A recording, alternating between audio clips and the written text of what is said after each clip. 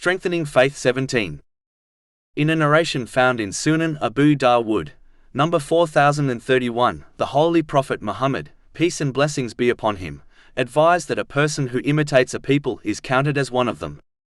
All Muslims, irrespective of the strength of their faith, desire to be counted and end up with the righteous in the next world. But this narration clearly warns that a Muslim will only be considered a righteous person, and end up with them if they imitate the righteous.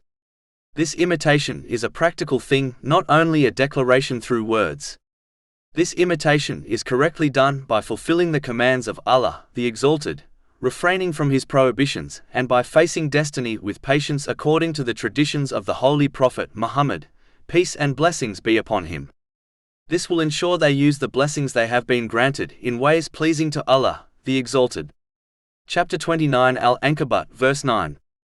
And those who believe and do righteous deeds, we will surely admit them among the righteous.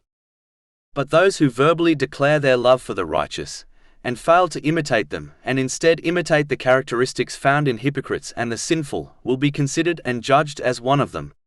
This does not mean they will lose their faith, but it means they will be judged as disobedient Muslims.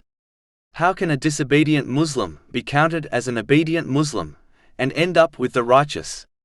This is only wishful thinking which has no value in Islam. Chapter 40 Ghafir, verse 58. And not equal are the blind and the seeing, nor are those who believe and do righteous deeds and the evildoer. Little do you remember.